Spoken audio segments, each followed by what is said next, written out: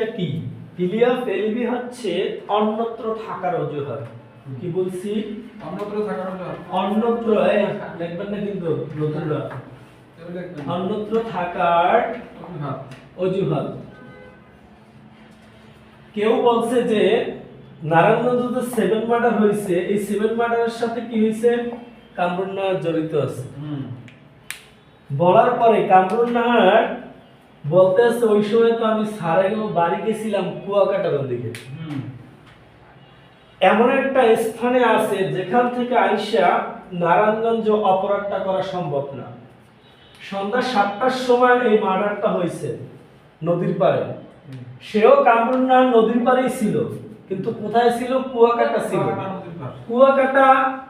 কুয়াকাটা থেকে নারায়ণগঞ্জ 10-5 মিনিটে তো আসা যায় না।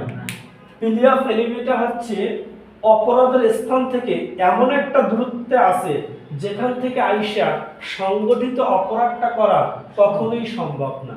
এই দূরত্বের অবস্থানকে বলা হয় পিলিয়া এলিবি। এখন প্রশ্ন আসতে পারে পিলিয়া এলিবিটা কত ধারায় প্রাসঙ্গিক করা হয়েছে? কত ধারায় প্রাসঙ্গিক করা হচ্ছে? 11 ধারায় প্রাসঙ্গিক করা হয়েছে। প্রশ্ন কিন্তু এইটা এমসিকিউতে আসতে পারে যে পিলিয়া এলিবি এটা কত ধারায় প্রাসঙ্গিক করা হয়েছে? 11 ধারার বিধান মোতাবেক প্রাসঙ্গিক করা হয়েছে। এখন যদি প্রশ্ন আসে যে পিলিয়া এলিবি এটা প্রমাণের দায়িত্ব কার?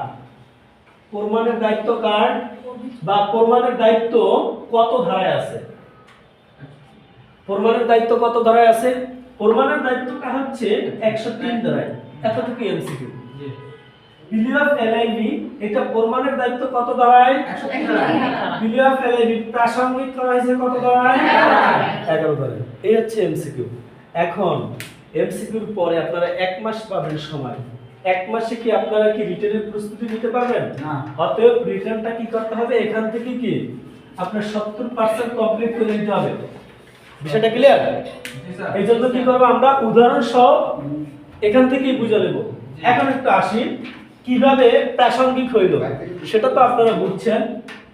এদিকে একটু ফলো করেন। পিলিয়া এলিবি প্রমাণের দায়িত্ব কার? 103 ধারায়। কিন্তু প্রমাণের দায়িত্ব হচ্ছে যিনি দাবি করবে তার। আমার দিকে একটু বুঝতে হবে। যিনি দাবি করবে তার। এক্সাম্পল স্বরূপ কামরুন নাহার দাবি করছে রাহুল তার বাড়িতে কি করছে? চুরি করছে। এখন এই চুরির জন্য কামরুন নাহার রাহুলের যদি শাস্তি কামনা করে, এটা কামরুন নাহারকে কি করতে হবে? প্রমাণ করতে হবে।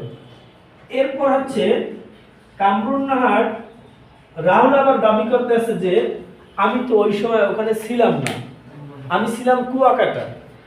তাহলে এই পিলিয়া এলিবি কে দাবি করলো? রাহুল দাবি করছে। এখন রাহুলকে প্রমাণ করতে হবে যে আমি কুয়াকাটা ছিলাম, এই যে আমার টিকিট, এই যে আমি বোর্ডিং এ ছিলাম, এই যে আমি হোস্টেলে খাইছি, এই যে রিসিপ্ট, এগুলো কি করতে হবে?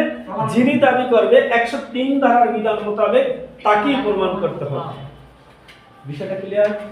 তাহলে পিলিয়া এলিবি যিনি দাবি করবে, তাহলে কাকে প্রমাণ করতে হয়? বাদীকে নাকি আসামিকে? আসামিকে। বিষয়টা ক্লিয়ার? আর কোনো প্রশ্ন আছে এখান থেকে? না। ঠিক আছে।